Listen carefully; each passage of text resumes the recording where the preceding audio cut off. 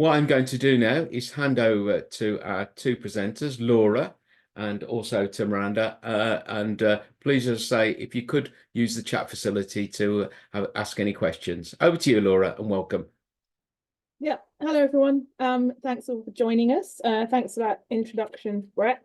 So thought I'd leap at the opportunity when asked to share my passion for the beer that I think best represents the UK and its brewing and its heritage, but also how it's developed over the years. So thanks ever so much for asking me to do this. I'm Laura Emson, and I'm going to ask Miranda to unmute herself to say hello. Hello. So I'm the Awards Director for the Campaign for Real Ale, which is a UK consumer organisation. It's a volunteer role, so same as any other of the volunteer roles in CAMRA. And I'm quite lucky as part of that to be one of the UK delegates to the EBCU. And Miranda, do you want to say what your role is? Because it's pretty fun. Oh yeah, so I work at a brewery that my husband and I set up, and it's out in rural West Norfolk, and it's called Duration. Thanks. And a friend of Laura's, and she told me about this event, and it sounded great. So yeah, when she invited me to come on, I said, why not? Yeah, thanks. And I was trying to work out the other day, because I bumped into somebody who I met at the same time as you, and I was like, God, it feels like no time at all, but it was actually forever ago, which is quite scary. Yeah, a fair few years ago. Yeah. So we're going to cover off just a little bit of the history of the beer, because it's a pretty old one. It's been around for a while. Look at the definitions and the ingredients as to what makes one. Look at it in cask, putting it into a glass. A little bit about the future and the threats to the product, and then we will hopefully have some time for some questions. And I have put a little bit of further reading at the end, which is basically a lot of the things I mined to get this onto a presentation rather than just a stream of consciousness, which unfortunately I can do a bit too well. So hopefully it'll be a bit more structured, and we'll be able to educate you on, say, this really historic product that is a real showcase for UK brewing. So as you see, that's me and Miranda, and I started working in hospitality like a lot of people as alongside university. I've always gone back to it. I don't think I've had longer than a few years off, even though I've been working in a full-time job. And then I started volunteering with CAMRA in 2010 and joined the National Exec in 2022. And I've been lucky enough to look after awards, which has really helped me appreciate how we judge and look at beers and assess how they are doing against their style. And I know I'm going to be asked the question as to what my favourite best bitter is. It tends to be the one that's on in the pub at the time, because it's really a beer that does need to be enjoyed in a pub. So whether it's the Duration one that I had the other day, whether it's Cloudwater, which I had a brilliant one on a few weeks ago, or whether it's just a good old pint of London Pride, it's, as long as the cellarmanship's up to standard, I will have the best bitter that's in the pub at the time. And that, I think, will come through hopefully throughout, that it really also suits cask, which is such a historic part of the UK's brewing scene. So we'll start with just a little bit of history. The first time the word was used was in 1837. And it started to become a bit more known in like a running bitter, which is a lighter and a younger, using more hops compared to pale, that was a lot more prevalent. And also the London porters of the time. It was seen as a bit of a thing for the slightly more middle class, like the slightly wealthier, because of the use of fresh hops, it was a bit more expensive. So back in the Victorian ages, it was you were really somebody if you were drinking a best bitter in a pub. As we moved into the 20th century, it really pushed alongside pale as the two, and porters or milds as the beers that you go into a pub and you would see. And then you really start to hear the name bitter being used as in beer. Eventually, it finally took over from mild as the favourite beer in about the 1950s or 60s. And then lager came along and knocked it off that perch. So it was only our favourite beer for 30 or so years. And what we found over the last couple of decades or so is, even though the products have remained, the names have changed. So I think I might see if I can close this with all the photo pictures in, because you'll see that's a New London Pride badge, which says original ale. Back in the day, it would have said best bitter, and similarly with the pedigree, the amber. So even though I say that the products and the styles are still there, the name of the beer is certainly being muted a little bit. I don't know if you've noticed that, Miranda, because I know you've called yours best bitter, which I think is awesome. Yeah, this was actually our first traditional cask. So Duration predominantly makes keg and does a lot of American style IPAs, pale ales, but we also do a lot of lager. Our brewers from America.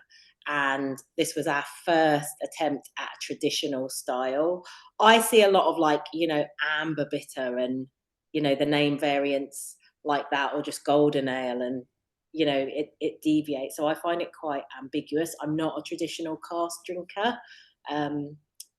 So yeah, I'm as fascinated as everyone else to see all your slides, Laura. Yeah, it's quite exciting. So I put up on a network that we're both part of, going, anyone doing anything with best bitter for this? And Miranda's like, yeah, we're making one next week. So I jumped in the cart and I wouldn't leave Yeah, because we saw cask as we only started doing it in 2023 April, and this is probably our 10th version, and all the others had been either, well, we've done one stout and then mostly pale ales, quite hop forward, and an IPA. And our other brewer and myself ganged up on Bates, who's very into keg and he doesn't seem to be as interested in cask beer, which I think if you move to England, you really should give a nod to that style. So me and Andy sort of press ganged him into saying, let's do, a golden ale, and let's do a mild later on, maybe when it's a little cooler, and let's do a best bitter. So this is actually Andy's recipe. Yeah, I seem to remember being part of the press gang on Bates at some point. Oh, Laura, you wholeheartedly got us into cask. It was him trusting you and you discussing how you would look after the beers if he did it for one of your events that made him think he could give it a go. I do love that, and I've got a slide later as to why that's important. So we've got a lot of people on from all over the continent who might not know just the level of trust that you have to have like in the Solomon. So we will put that up because it is quite a big responsibility, and it's not one I take lightly. Mm-hmm.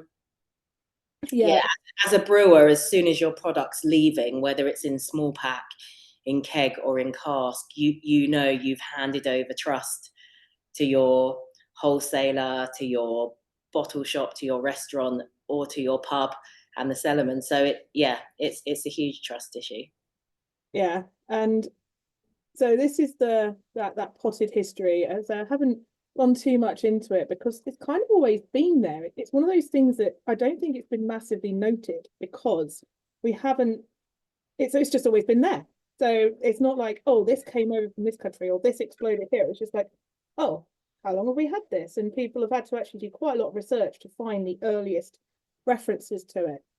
But actually, even the hops used, so fuggles go back to Victorian age, and the other one that's used a lot is Kent Goldings, and both of those hops have been known about for 150 years, which is about the same age as when those words started to get used. So it looks like the two kind of developed. You could have it with those hops.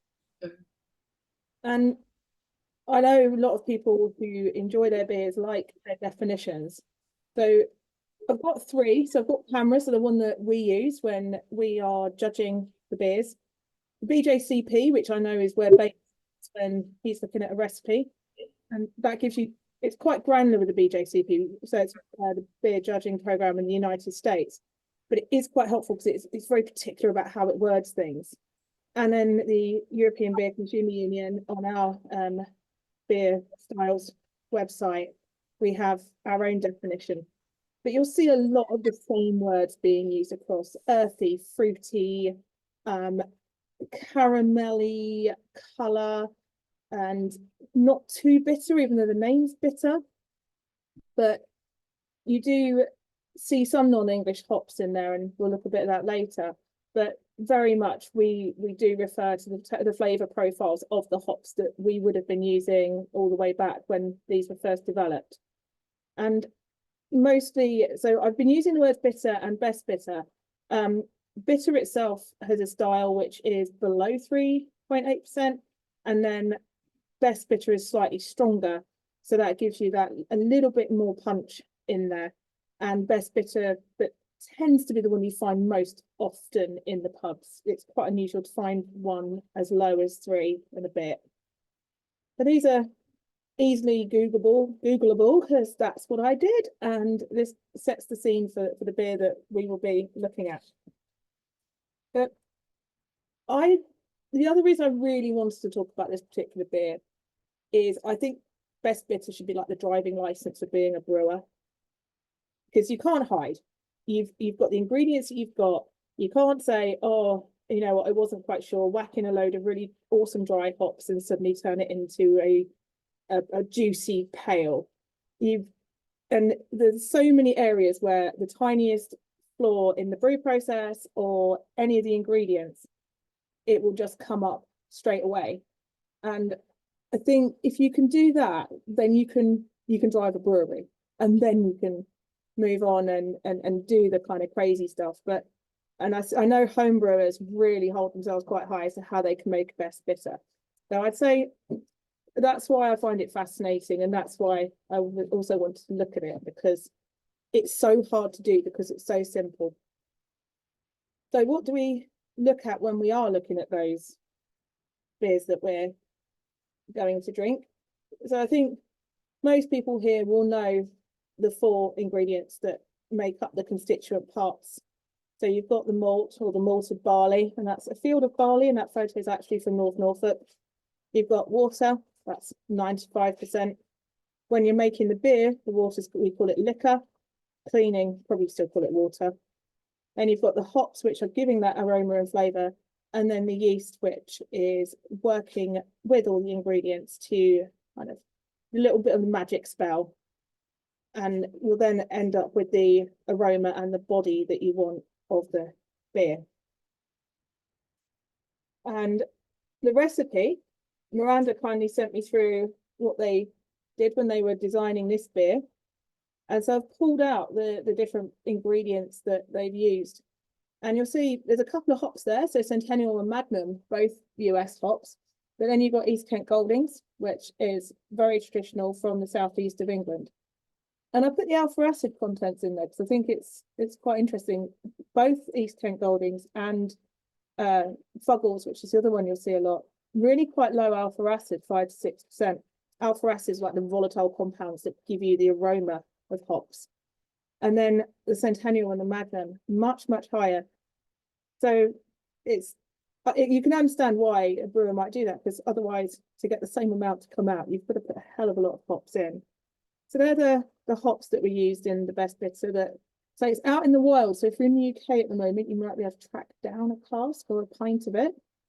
And then at the bottom, it's the malt profile. So you'll see the colours in the little discs behind the colours of the malt. And you've got the Marisotta, which is the legendary UK barley. And then the Crystal and the Munich are there to give that colour and some caramel flavours and a bit of spice. And then use the wheat, which is in there, to give it that really nice head that you get when you're pouring it out of the cask, and it adds a very silky mouthfeel. So this was the recipe that the brewery used. And Miranda, do you want to talk us through, kind of say it was Andy's recipe? And what? So we've been using Magnum for quite a while as a bittering hop. and we really enjoy it. Then crisp maltings are our maltster nearby here, and we often go out and see the Marisotta out on the field. So we really wanted to work with that, along with these Kent Goldings, to truly make it a British beer. However, yeah, there is the Centennial in there. I think we wanted the floral kind of notes to come through, and then a couple of those malts to give a bit more spice and depth. But overall, we feel this is a pretty traditional billing for this style of beer. There might be a little variance on the hops, but we weren't trying to reinvent the wheel or do anything too outlandish with it.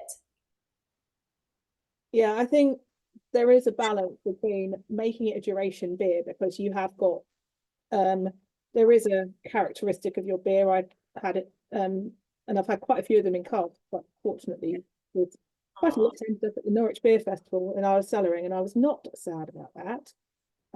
I think I might have helped the emptying of the cask of turtles all the way down in 3.5 hours.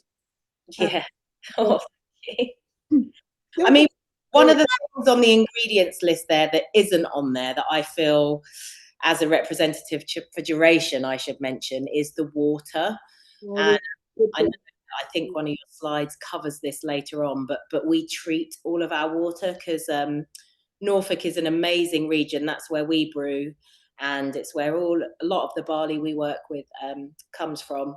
And the flint and the chalk in the soil make the region great for agriculture, great for growing all kinds of crops, including barley, but not so good for water to brew with, you know. So what we do here at Duration, and I think when you talk about there's a duration flavour to our beers, it's partly, I think, our yeast, but I also think it's a lot to do with the fact that we treat and clean our water. So the regionality that you might get in the water can maybe be removed if we want to make a really crisp Pilsner, say. Yeah, I think Bates and I talked about water for about 20 minutes. Yeah. When we visited. It was definitely a lot longer than two normal human beings would ever talk about water. But we did a really long time about it, which is why there's such a big bit on it later. So yeah, this is what when a brewery, right, we're going to do this, we're going to make a best bitter, and then yeah, really sit down and think, okay, so the flavor profiles are still within the hops that we would have seen. It's just really good to see you kind of working with different ways of giving a very similar outcome. Mm-hmm. So we'll start with the barley, and we've got a thing here is I'm going to say it, British barley is some of the best in the world, and I have seen crisp malt sacks all over Europe, and they're quite well known. And so it was really interesting to kind of delve a bit deeper, because I kind of knew that, but I wasn't actually as sure as to why. And anyone who's been to the UK or knows the UK will know our climate. So climate's what you expect, and weather is what you get. Our weather, they say, if you don't like it, hang around for an hour and it will change. So there is a real variance in our climate, but it's because we are a small island next to a massive, great big landmass in the continent of Europe, and a massive, great big chunk of water in the Atlantic. And we get the jet stream, which gives us these mild winters, wet springs. We do get some warm, sunny days, I promise you. And later in the summer, September tends to be, quite. I prefer the weather in September than July and August. We have the Gulf Stream, which again increases the air temperatures. We're on a high latitude, so we're looking at longer days in summer. So when you've got the development there in the picture. So if you're looking at June and July, when the barley's most out and most needing that sun, that's when our days are longest. And we've got this ideal soil, and it says the southeast, the south, the east, and the northeast. So you'll see how it kind of that backward C shape around the country as to where a lot of the malt plants are, and you're going to put the plants near where it's grown with the farmers. And you'll see there's a little diagram in the middle, just about make it out. So that's 3 cities that are on that 55 degrees latitude. And Edinburgh is the one in the navy blue, which is the flattest of them compared to Moscow, which is a really quite a big jump between the winter and the summer. So that more temperate climate gives us a really good basis for getting that barley in the best condition. And what that gives us is it's less protein than more starch, which means when you're brewing with it, you want the starch. You don't really want that much protein, because that doesn't add anything to the beer. It adds a bit of mouthfeel, but you want that barley, once it's malted, for that starch to turn into alcohol. And if you've got a low yield barley, then you are going to be having to put more barley in, which reduces how much you get out at the end, and you end up with quite a thicker product. And then similarly is a lower nitrogen content. And particularly if you go to that North Norfolk coast, you can see it. It's, if you don't know the UK very well, I think I don't know if my cursor is showing, but it's kind of a little bulge just at the bottom right as you're looking at the country, where there's 3 different crisp areas, and there's a huge amount of the barley grown there. And then up in Scotland, very maritime, really out into the sea on those little jutting out pieces of land. And Miranda, how much fun is it working with barley that's grown so locally? I mean, it's amazing. We can meet the farmer and the maltster in the field and discuss the crop. And then we can go to Crisp, who've been malting barley for over 150 years, and see the technology that they have, how they roast, how they grade, and how they, weigh in the goods. So for us as a farmhouse brewery, we want to be connected to our ingredient, because the more we understand the origin of how they've come about, the better we can brew with them. So we can understand, what you're talking about, the nitrogen content and the protein and the starch levels. So yeah, it's fascinating. In fact, the brewery that we're in used to dry grain from the 1930s to the 1960s. And the old farm manager comes and drinks in our tap room. And he was one of the growers of Marisota as well. So yeah, I really like the connection that being where we're located helps us work with the ingredient producers. Because as a brewer, your recipe varies based on your ingredients. If the hops have had extra sunshine or rainfall, they're all going to have different levels and contents in them, which will affect the flavor. So us as a brewer have to adjust how we brew with those ingredients, because we're kind of surfing on their flavor profiles, and every minor variation can lead to a big variation in the beer. So yeah, the more knowledge we can get from the producers that make our ingredients, the better. So if they're on your doorstep, it's great. Yeah. And talking of hops, we've got similarly the character of the hops that we have here.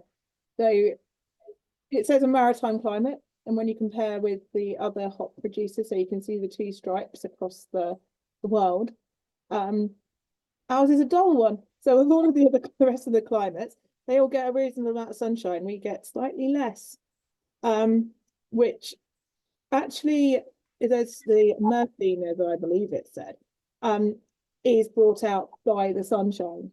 And that means that you don't have quite so many of the monoterpenes. That's what I was saying about the alpha acid content. But that means it's like a bit more delicate, a bit more complex, and a bit more gentle, rather than some of the kind of like the flavor profiles of some of the hops from the other areas that, some of them in a really good way can kind of smack you around the face. And there's some of the examples of the different monoterpenes that give you the different flavors. I put a little bit of a picture in the middle. It's the flavor profile of the Goldings hops, and you'll see just there on the middle of the right, that's the bucket of the hop pellets that went into the brew when I went and saw it, and that's Miranda's husband Bates doing that late hop addition into the whirlpool at the end of the last time that they put any hops in while that beer was being made. And terroir, you'll hear that a lot around wine production, but it's about any fruit really, and a hop is a fruit. So the soil that we have here is really good for the drainage, and you get the warmth and the moisture, and that's why the hops that we use in our traditional beers are the way they are, and we've been able to adapt how we brew those beers to reflect the characteristics of those hops. And the water, so Miranda said that is something that happens at Duration, and you'll see, so I've put in some of the ratios that you'll see of the different ions that you'll get in the water. And Burton, so the second one from the left, Burton is where brewing really grew up in the UK. And one of the things that was there was this very distinctive, it's called the snatch. And you'll see the fact that the really dark orange on the right-hand side is the sulfate. And when you're brewing a best bitter, the importance isn't necessarily the sheer quantity that you have of calcium or sulfate, it's actually the ratio. So you look at the ratio in the bitter next to the Burton, the green, and then the dark orange. The ratio is not that far off. Hell of a lot more bicarbonate in Burton. But what a lot of places will do, if you look at on the right-hand side, lager, a lot of breweries will take the water that comes in, whether it's the well, whether it's a borehole, or whether it's mains, and they'll take it back almost to nothing. And that's what you see in the lager. And that's what, when I was talking to Bates about it, was how he described the treatment that you do. But the other thing I think you do that's really interesting, Miranda, is you don't just treat it once on the way in, do you? No, so we're quite a sustainable brewery. By default of where we are, we can't go into mains drainage because we take all of the infrastructure that's needed for the other 164 houses in our village. So what we do is we clean our inbound water and we put back in the salts to the style of beer we're making. And of course, water, you know, that's a lot of that is what created regional styles and why you have porters in London and lagers in Germany. But yes, we clean the inbound water, we brew, and then all of the water that falls on the floor, and brewing does use a lot of water and creates a lot of wastewater. We clean that, and then we discharge it to a protected chalk river, just because we're not allowed to go into mains drainage. And so that one act of having to clean our water means the less waste we put in our wastewater, so any used hops, any used grains, any yeast, if we side stream those and keep them separate, we can find another use for them, whether that's blueberry farmers or pig farmers or even a Wagyu herd that want to eat them, or the farmers use them for compost. Then if we can do that with our waste, it saves us having to clean it and put the water back to the river. So yeah, it's made us a very sustainable brewery just by the location of where we wanted to be. Yeah, you just got to be so mindful, haven't you, that anything that you aren't using, you can't just forget about it. And I think it's getting more industry-wide, that kind of focus on it.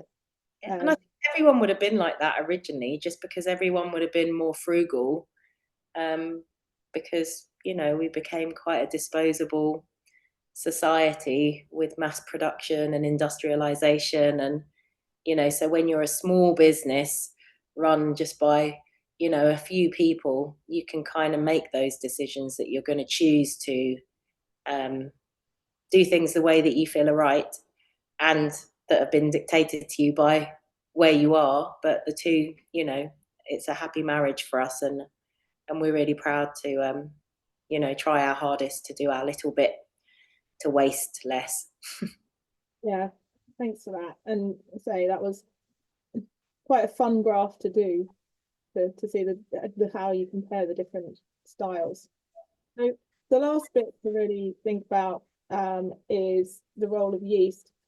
And I once bumped into some very enterprising under 21s in a supermarket in the United States who were trying to find brewer's yeast because they wanted to brew beer because they couldn't buy it. And the person I was with at the time could have told them that it would be horrible, but because they were a brewer, they decided to chuckle and let them go about it and see if it could work.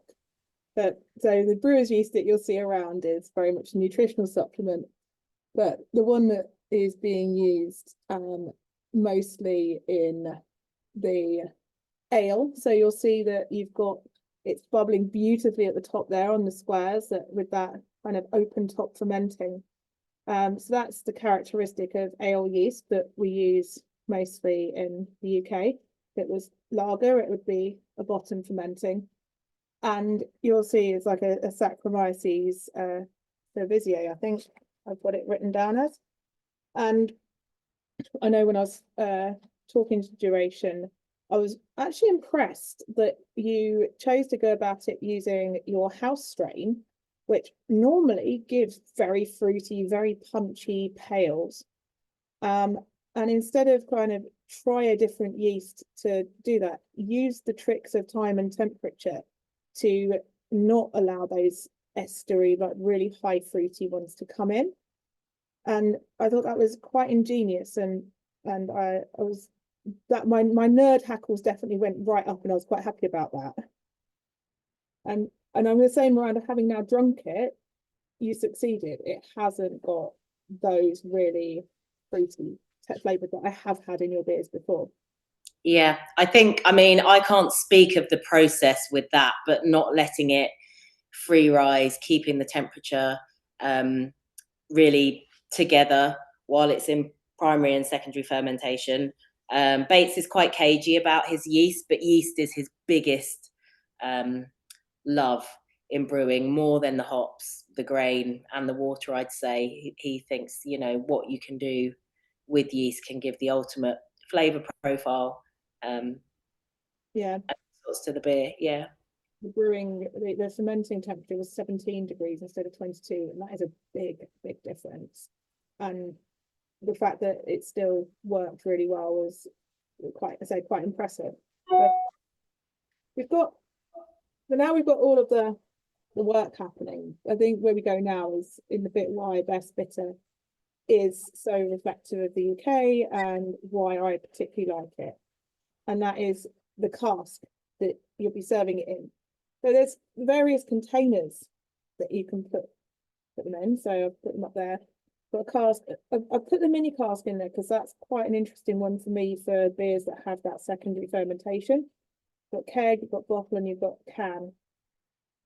And the nice thing is with the cask is the beer comes out in suspended animation. In the brewery, you've got it to a certain point, and what happens is the yeast gets put throughout the whole of the beer, and then when it goes into the cask, you still have enough yeast in there. And when it's conditioning, it's doing 3 different things. So it will eat the sugar that's left in there. You can do a bit of priming as well and put a little bit of extra sugar in. And the different conditions in the cask. So you've already got some alcohols in there. You've got a slightly different temperature. You haven't got very much air available because it's a sealed unit. So you are going to get different flavour compounds, even from the same yeast on this pretty much the same ingredients. There's finings in the cask. I know a lot of breweries now don't necessarily fine in cask. Beer can still drop quite bright. I know it's not something Duration have really done before. The beers that I've had have been intentionally hazy and really worked with that. But the finings attract that yeast, and because Best Bitter is supposed to be drunk bright and clear, then the finings were used. But you have to wait until that conditioning has taken place. So that's why when you've got it in the cellar of the pub, and you serve it too early, it's hazy because you've had to wait for the conditioning to happen, and then the finings then don't have a chance to work. And that secondary fermentation, you've got a bit more CO2. The cask is under pressure, so the gas is dissolved. It's like hiding behind the molecules in the water. And you know the beer is ready to serve when the excess CO2 has just about got itself out of the way, and it's matching what's going on in the atmosphere around it. And that's unique to a cask. Now, that process can happen in keg, bottle, and can if you put the yeast in there. And it does happen really well in a mini cask. So I would say if you're going to buy a best bitter to enjoy at home, because I've got a bit of a ridiculous thing at the moment where you can't buy it in a pub and take it away because that affects the tax. To do it in a mini cask is a really nice way of getting 9 pints, and it's a way to be really popular at parties if you take a few of those.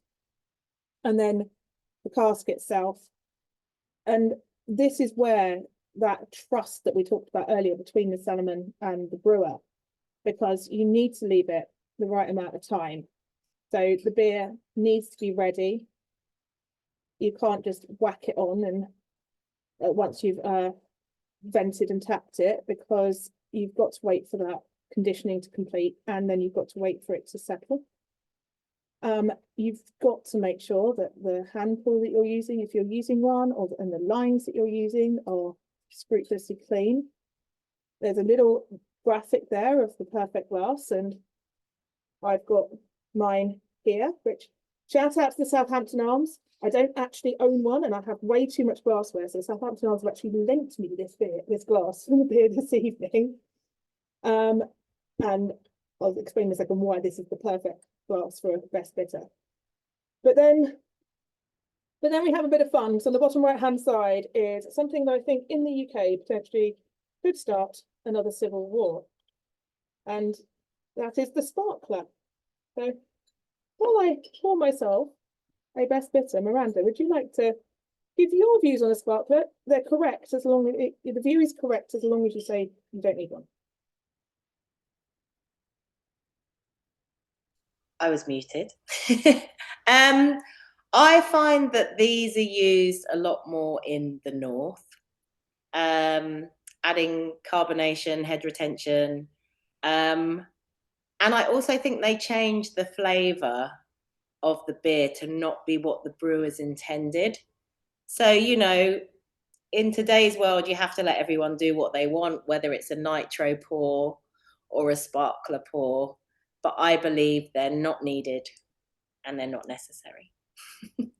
I wholeheartedly agree. I have very learned colleagues who are absolutely 100% in the other direction.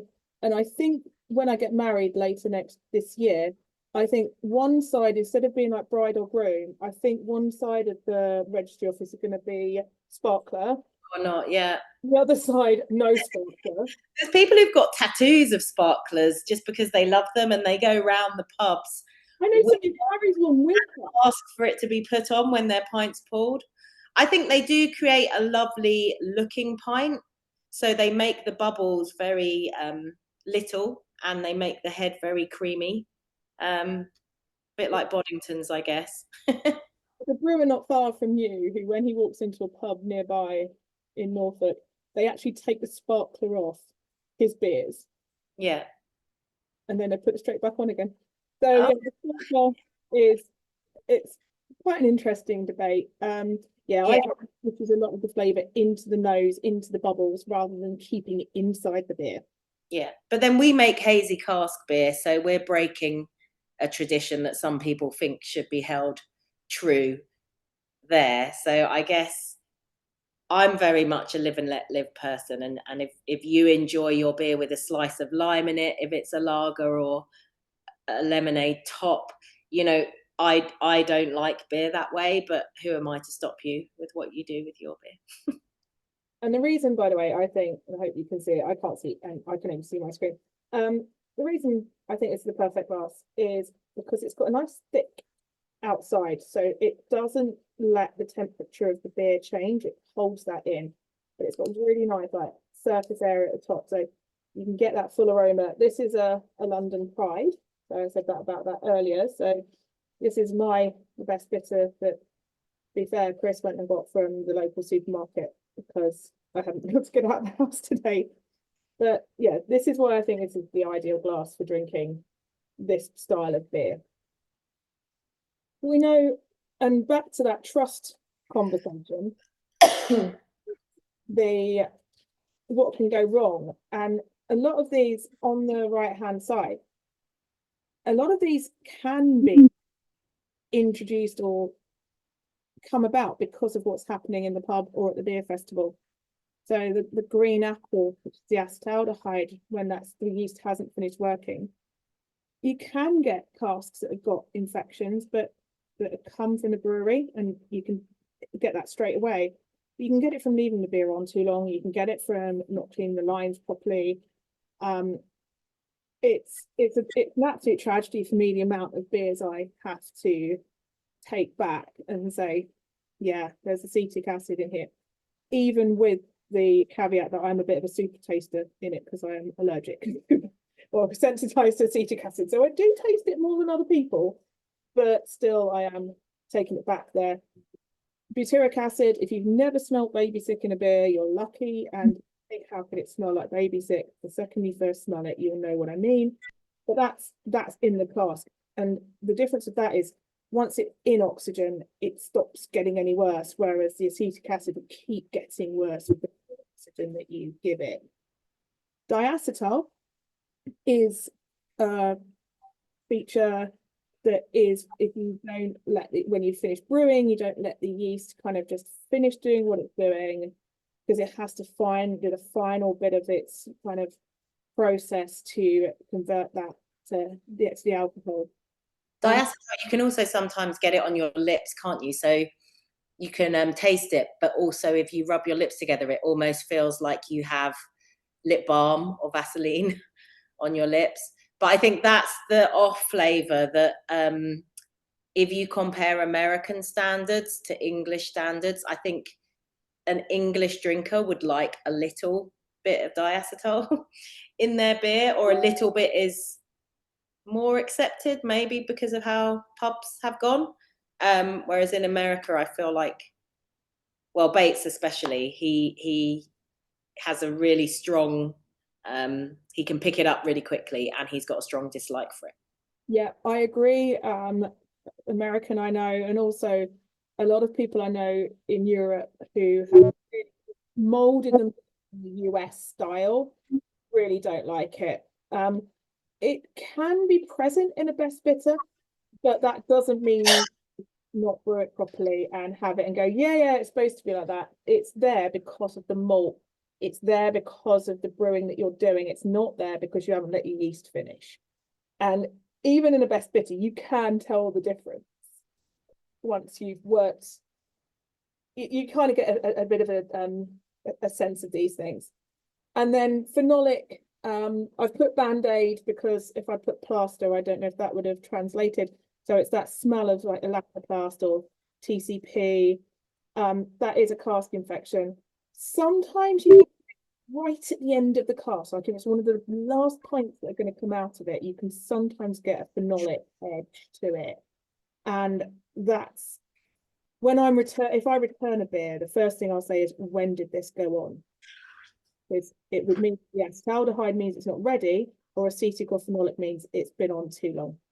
So that's top tip if ever you're returning a cask beer, is if you ask how long it's been on, that is it's a non-confrontational way of saying there's something wrong with this beer.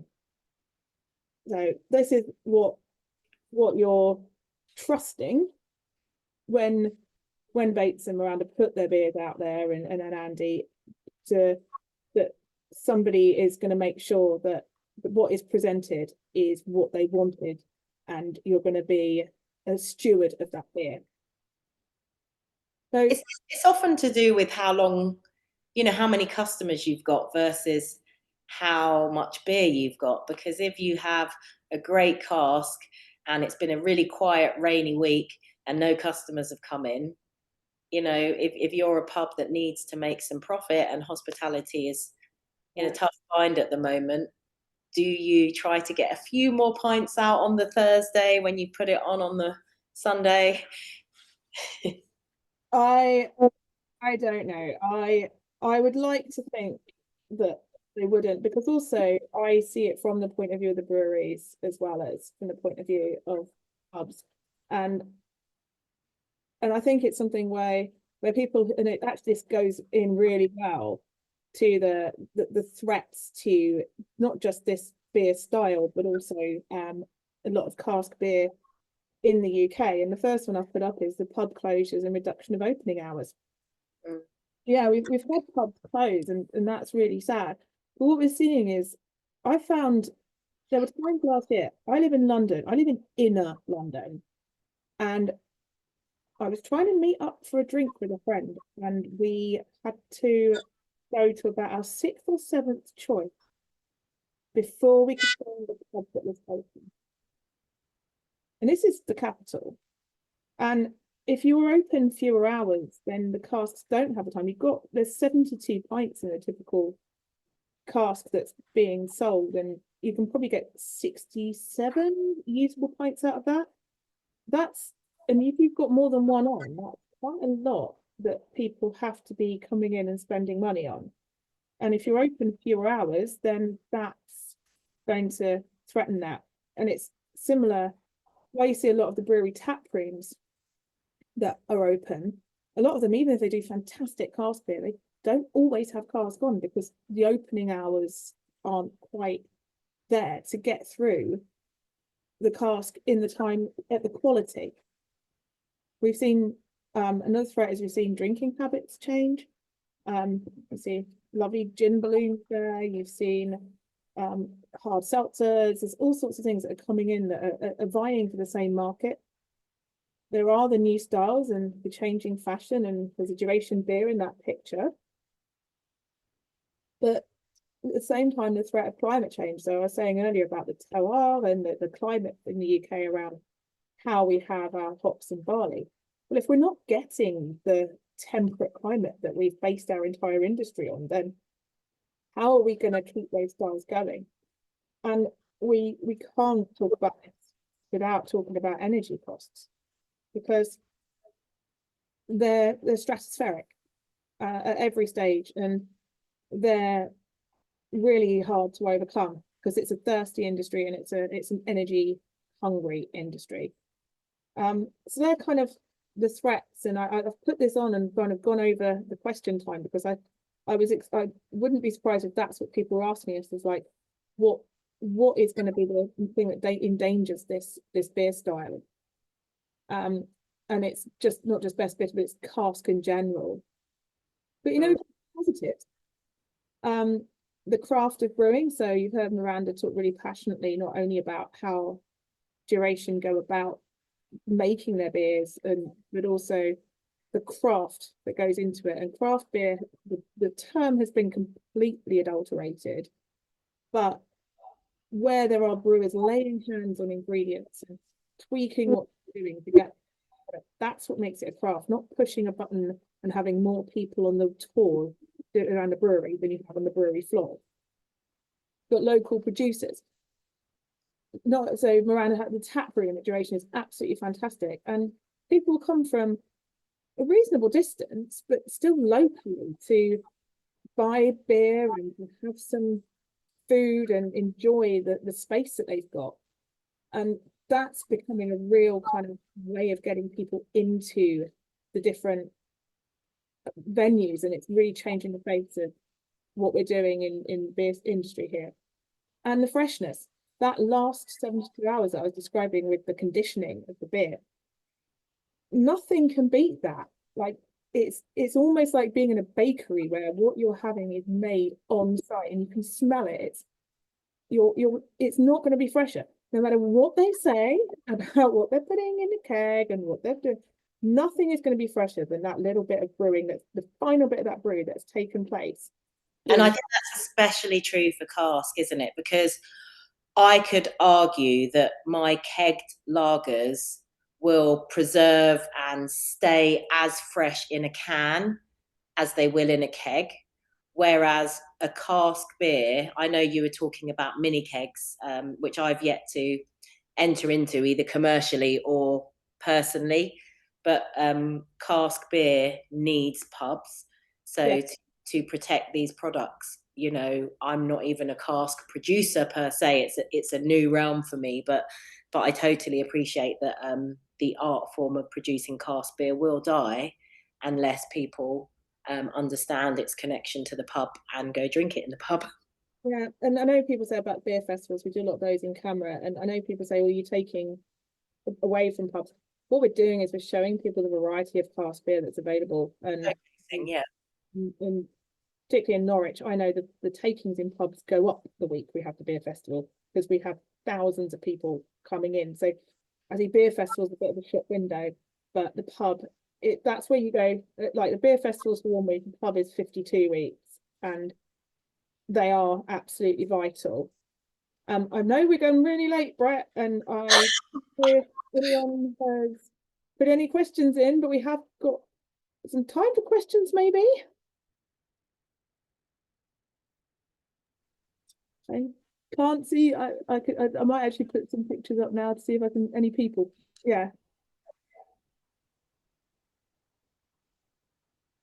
Yeah, if anyone did want to ask any questions, feel free to use the chat if you don't want to unmute yourself and come on. I suspect everyone's going to be typing away now because they were all engrossed in the presentation. So maybe that then I will just put up my some of the places that I got some of the information. Oh, lovely, yeah. So CAMRA published a book last year called Cask by Desmore, and I devoured it. It was absolutely fantastic. If you're a CAMRA member, there are on the Learn and Discover platform, there's loads of information about things like this. But there is a little bit on there if you're not a member. There's kind of like a bit of the intro, so you can kind of get a bit of a taster. The really great description of how beer conditions was from Beer with Nat and Natalia Watson, who's a beer educator. It was a huge source for that. And the EBCU website and some of the webinar series. But also the British Hop Association and Crisp Malt do actually have webinars where they talk about their products and how they connect. And they've got some quite interesting things going on there. So if you've been interested by what's been said, that's a lot of the source material came from there. I don't know if we have any questions, do we? I can see a good one here from Yoni, saying, what do you think about the argument that cask ale should be premiumized? Is it too cheap in the UK? So I produce a beer called Turtles, and it's my flagship beer. It's very hop forward. It uses Mosaic and Hallertau Blanc, and it's probably 20% of my production. And when I started producing cask beers, about the fifth one, Laura and a few other women that I know in beer said, you have to do Turtles. And I said to Bates, can you make me Turtles? And he said, well, no, because a 30-pound keg is about 120 pounds. 30 litre, sorry. Yeah, a 41 litre firkin would be too expensive for the cask market to purchase it. So I had to put just £8 for 33% more liquid onto a cask price, because otherwise no pubs would buy it, because most pubs tell me I can get a cask for £80 or I can get a cask for £75. So me as the producer, I use the best ingredients. I already sell a product that sells out at a certain price, and litre for litre, I can't charge the same for cask. And personally, I don't know where this has come from. Maybe I'm just arrogant and think I should charge exorbitant prices for my beer, but I think I make maybe a 50% markup. It's not I'm not gouging margin as a brewery. I'm just taking good ingredients, turning them into the best beer I can, and then selling them for a fair price to stay commercially viable. Yeah, And cask is just, it's a really tricky area. I don't know if the audience expect a certain price and they won't pay a certain price, therefore the pubs won't charge a certain price, therefore the brewers can't command a certain price. So what I do with my cask is I only make 1 a month or 2 a month, and the price is the price, and I don't change the and price too much, and it sells out. you've even brewed it, so people will. And I think, I mean, and I know, and I, as a director, I do have to hold my hand up and say, I know CAMRA, we do talk about discounts, we do give vouchers when people join. And I understand and I do sympathize that there is some criticism directed at CAMRA at that price deflation. I think there's two sides of it. There is I think understanding it's a premium product is about an education, which we are doing. And I think we're doing with this webinar and we're doing the EBCU. But the thing is, it has to sell quickly. You can't have something that because once that cask is open, you've got 4 days maximum on a pale, maybe 5 with the dark in the right cellar conditions. You've got that time, and if somebody's coming in and choosing whether or not they purchase it, you want to direct people towards that. So that's one of the arguments around, and it's also, I mean, maybe there are some keg beers that are just too expensive. Not yours, but there are some that people are whacking the price on because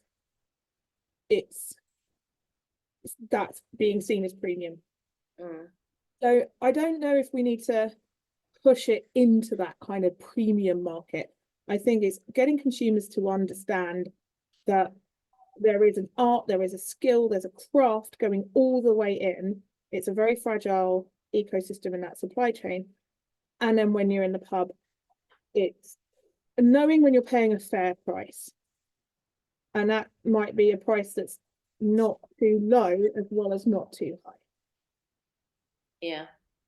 There's some other good questions in there. Laura, can you see the chat? If I put the chat, I think people then get it on my screen. Oh, well, let me read them for you then. So Brett has said he misses the subtle aromas of best bitter. Is it just my senses becoming dead with age, or is there a change in the beers I've been drinking? I've only produced one, so I couldn't speak for us. I'd say a little bit of B, Brett. I would say that people, you do change.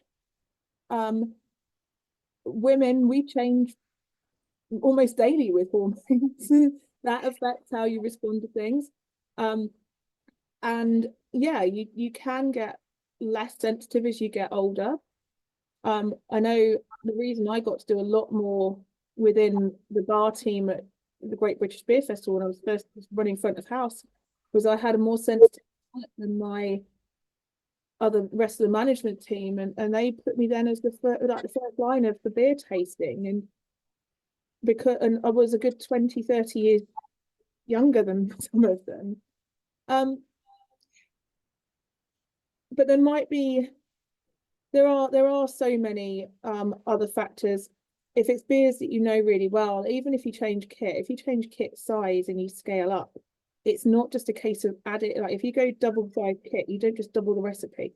You have to go back and tweak how everything works because it's a 3D process.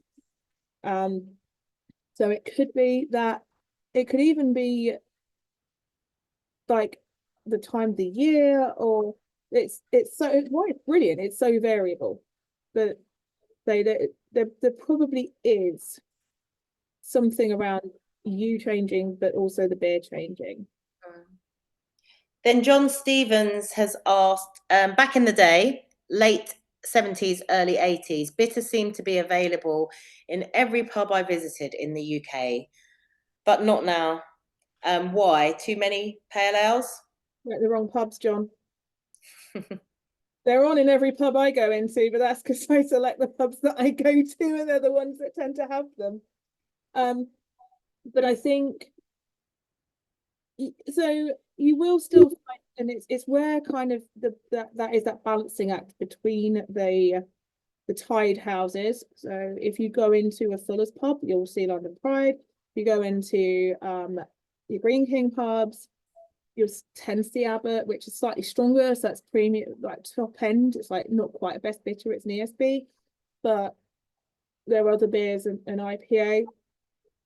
Back in the day, pub I worked in, we'd have directors on. So it's, but going in, and then you're going into the smaller kind of maybe one or two casts on and they're not tied. Yeah, every pub I'm thinking of where there is a range of casks, there's always a bitter. But I say that's probably because I choose to go in those pubs. You're probably a lot more knowledgeable than most about beer. But somebody who goes into pubs quite a lot. So there are pubs that, so the typical pubs that would be, I'd say more what I would call more mainstream. The best selling beer in the UK, draft cask beer, is Doom Bar, and that's an amber beer that meets the criteria for best bitter. So it's up to you whether it meets the criteria for a good one. It was in 2011, but also ask for it when you go in. Ask if they've got one, because if people hear you asking for it, they might then think about getting it in. They're going to get what people want to buy. I think there is that in beer in general. It's the tail wagging the dog. As a craft brewer, everyone wants hazy pales and hazy IPAs, and they're a style that we think is overserved. So we tend to make Belgian blondes, and we make classic wits, and we do helles, and we do, Oktoberfest style Metzens, and we love, as a craft brewery, celebrating the real range of beer that across a lot of different styles. But I think today's audience is very pale ale and IPA focused, and that might be to the detriment of lesser loved styles. And I worry that they think the word bitter means it'd be more bitter than an IPA. Yeah. They're worried because they don't know that 40 IBUs versus IBUs. So any other questions? I know we're going over time and I see people have had to drop off. So Brett is just saying, can you finish the questions as we come to the end? So I'll just read out the other ones that are on here. So this is from Etienne Vermeulen. What do you think about using a breather valve with nitrogen to prolong the shelf life of cask in a pub? Would this option to counter the reclining sales? Would this be an option to counter the reclining sales? And Brett was just sharing what his favourite beers were, which was Moreland Best Bitter and Donington Best Bitter. And then Tom Carroll has also said, as a beer writer, I drink mostly cask ale whenever I visit the UK, usually at least one a year. I prefer bitters, especially milds, on cask, and I don't think they really work well at all on keg, although nitro pours really help. At least they do in a few US breweries that make cask and keg versions. What are your thoughts? So on the use of inert gas, so it could be nitrogen, CO2. There is a perception that CAMRA are anti that. So speaking from a CAMRA perspective, actually they don't cross the barrier between the beer. They act as kind of like a blanket. So you won't put the pressure on. There'll be atmospheric pressure. So they're not going to be enough pressure that the CO2 or the nitrogen, which is cheaper than CO2, doesn't actually go into the beer. So if it is a way of prolonging, making it more likely that a publican will serve cask ale, that I don't think you would have CAMRA members with picket lines and pitchforks and shouting down, and they wouldn't even know the difference because it doesn't change the characteristic of the beer. So I would say if it's something that improves the quality and improves the shelf life and improves profitability, then it's a sensible thing to do. It's a big investment to do though, like to get it all in place and have the gas in place. So understandably, it's not an option for all pubs, but for others, if it is, I personally, and I'm fairly sure that a lot of people will agree with me, if it means cask beer keeps going, then that's a compromise I think that's okay to make. And on the introduction of nitro keg, absolutely. It's smaller bubbles, so it's a slightly more pleasant experience. I find the temperature that they're then served at does inhibit the aroma and the subtlety in the aroma. But Anspach and Hobday, brilliant London brewery, are doing a best bitter on nitro as well as on a stout on nitro. If it gets people to drink it and then they'll be interested enough to then go and drink it on cask, then absolutely. Would I choose to drink one? It's a personal preference that I would enjoy. I'd enjoy it, but there's probably a few of the beers that I would drink ahead of it. Right. I'm going to thank you both at that point. There are a couple of questions I've realised you wouldn't have seen because they were sent as direct messages to me. So if you're happy to, I'll just read them out. They're from James. Let me read the first one out. Cask is already premium. Why isn't it seen this way? It's completely natural, as organic and it can be. We need to move away from the old man image. I'm in Tallinn, Estonia, and run a pub here, which serves the first ever and only so far cask in Estonia and the Baltics. I'd say in Europe, Tallinn. We sell Thornbridge for €7 a pint. We sell out 2 casks from 2 handfuls over a weekend. And then another comment, also in Estonia, people want to try cask because it's British. Do they think we're not marketing the national heritage around cask enough? Do you think we're not marketing the national heritage around cask enough? New younger drinkers might not know the history. Definitely it's something that should be addressed. CAMRA should pair up with a few craft producers to aim at their audience. Modernisation, bitter for sure, as terminology should be dropped. So there's a whole sort of stuff there. So you may wish to comment on that, either of you. I'll say Tallinn is my favourite city, and funnily enough, on a recent EBCU visit to Middle Europe, we had crazy ideas about loading up a car with some empty casks, buying them in the UK, driving them across to Europe to places and bringing them in.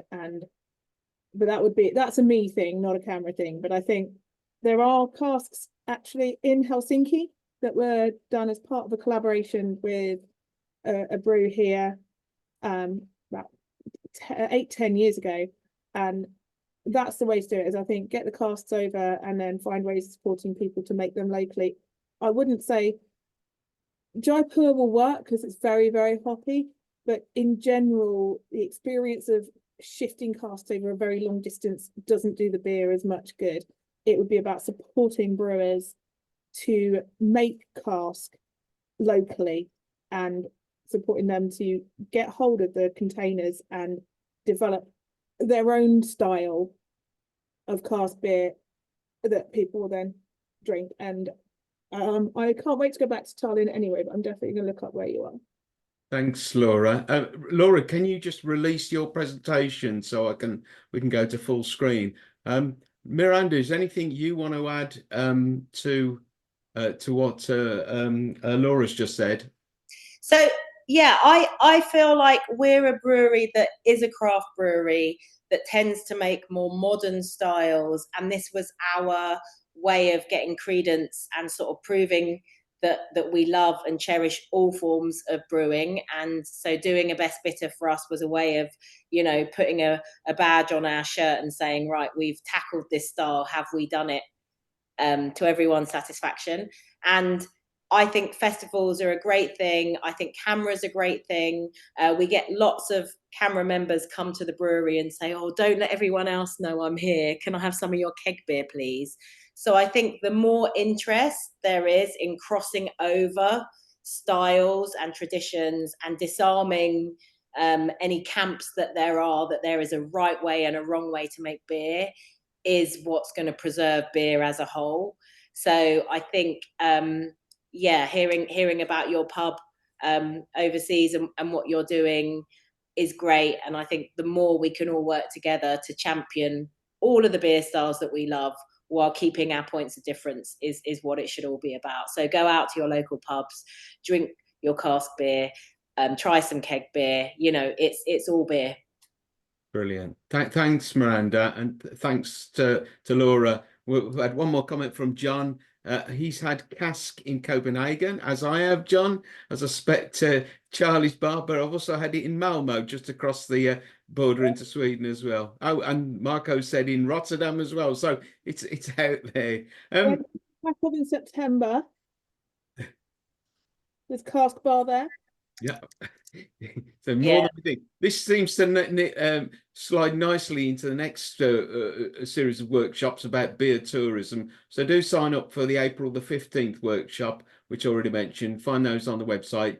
This presentation will be online in the next week or so, so you'll be able to watch it on YouTube.